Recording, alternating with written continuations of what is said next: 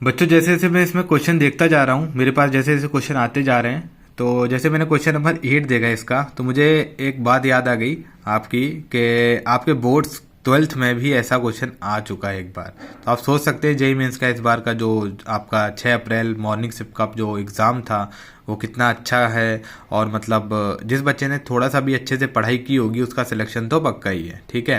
तो यहाँ पे कंडीशन क्या बोल रखी है हमें, let vector A is equal to 2i cap plus 3j cap plus 4k cap and vector B is equal to i cap minus 2j cap minus 2k cap and vector C is equal to minus i cap plus 4j cap plus 3k cap and vector D is a vector perpendicular to both vector v and vector c and vector a dot vector d is equal to 80।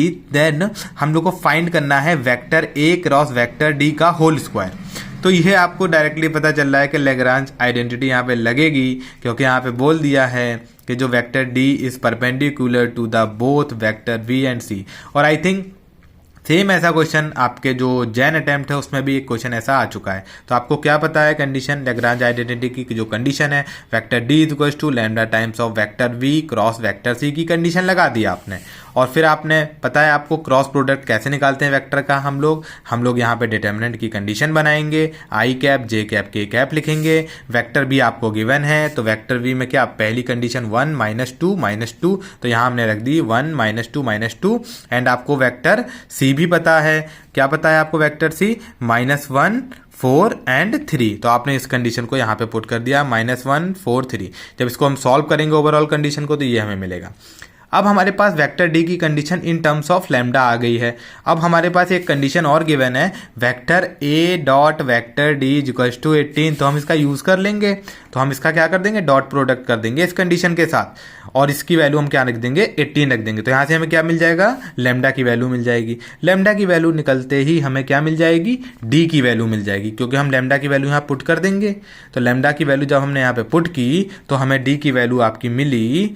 वो condition आपकी हो जाएगी कि ये condition हो जाएगी आपकी 4 यहाँ पे 4 I cap minus 2j cap plus 4k cap, ये कंडीशन आपकी बन जाएगी। और वो मैंने यहाँ पे लिखा भी है, जो आपका वेक्टर डी है ये कंडीशन बन जाएगी यहाँ पे। फिर आपको फाइंड क्या करना है, आपको फाइंड तो करना था vector A cross vector V का whole square, vector A cross vector D का होल स्क्वायर की कंडीशन फाइंड करनी है। तो क्रॉस प्रोडक्ट निकाल के इसका हम स्क्वायर कर देंगे, तो जो हमारा फाइनल आंसर है कैलकुलेशन के बाद वो हमें मिलेगा 720। तो ये भी क्वेश्चन बहुत ही आसान आया था। आई होप आप लोगों ने ये क्वेश्चन किया होगा, और मुझे लगता है कि जो जेईई मेंस का वाला अटैम्प्ट था काफ़ी अच्छा था, और जो मैथ के स्टूडेंट हैं उनके लिए काफ़ी सिंपल भी होगा। बहुत ही अच्छा पेपर आया था और सभी बच्चों ने किया होगा। तो ये +4 मार्क्स ये भी है आपका, है ना।